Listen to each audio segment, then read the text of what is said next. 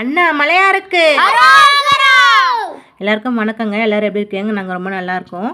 இன்றைக்கி நம்ம சேனலில் என்ன விட பார்க்க போகிறோம்னு பார்த்தீங்கன்னா, நேற்று ஐப்பசி மாத பௌர்ணமி திருவண்ணாமலைக்கு பாருங்கள் எவ்வளோ பேர் வந்திருக்காங்க பாருங்கள்.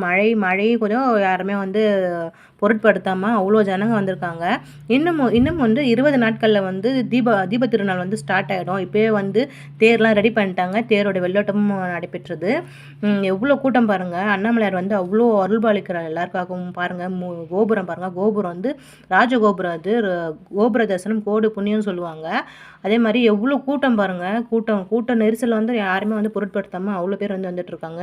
இன்னும் தீபத்துக்கு நிறைய பக்தர்கள் வருவாங்கன்னு சொல்லிட்டு எதிர்பார்க்கப்படுகிறது. எப்பவுமே எல்லா வருஷமும் செம்ம கூட்டம் இருக்காங்க. தேருக்கெலாம் பார்த்திங்கன்னா அவ்வளோ கூட்டம் இருக்கும். இதை பாருங்கள், கோபுரம் பாருங்கள் எவ்வளோ அழகாக இருக்குது பார்க்குறதுக்கே.